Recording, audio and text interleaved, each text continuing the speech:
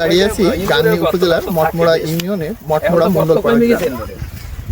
আমার পিছনে যে কৃষি জমিটি দেখছেন, এই জমিটি মূলত চাষাবাদ করতেন এখানকার স্থানীয় কৃষক। গতকালকে রাত 9:30টার দিকে বিদ্যুৎ না থাকায় তিনি একটু শরীরের শান্তির জন্য এসেছিলেন এই মাঠে। তবে এখানে এসে তিনি সাপের কামড়ে শিকার হন। প্রথমে তাকে স্থানীয় ওঝা দ্বারা চিকিৎসা করার শেষে, ঝাড়ফুঁক শেষে যখন তার শারীরিক অবস্থার অবনতি হয়, তখন মধ্যরাতে তাকে কুষ্টিয়া মেডিকেল কলেজ হাসপাতালে নিলে সেখানে চিকিৎসাধীন অবস্থায় তার মৃত্যু হয়। বর্তমানে রুহুল আমিনের মরদেহ কুষ্টিয়া মেডিকেল কলেজ হাসপাতালেই রয়েছে। আইনি প্রক্রিয়া শেষে গ্রামে আসলে তার দাফন কার্য সম্পন্ন হবে বলে পরিবারের লোকজন আমাদের জানিয়েছে। ছিলাম ওখান থেকে আমাকে একজন বললো যে তোর ভাই বড় ভাইকে সাপে কামড়েছে। তো আমি এখানে আসলাম, আসার পর কিছু লোক ওই বিষ ঝাড়া করছিল, তারপর ওরা হাত টাত তুললো, বিষ পাইলো না, বন্ধন টন্ধন তুলে দিল।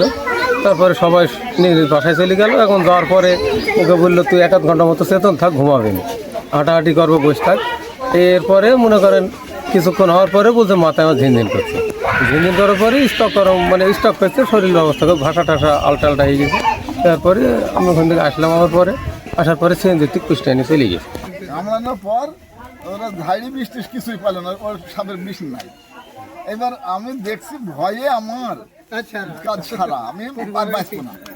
কি করি, ওরা লবণ খাওয়াইছে, লবণ আমার ঠেকতে মিষ্টি লাগছে। ওই নিমের পাতা খাওয়াইছে, ঠেকতে মিষ্টি লাগছে। ওরা যতই দিয়েছে আমি শতই খাই দিয়েছি। আমাকে ভয়ে জ্বালাই খাইয়ে দিয়েছি।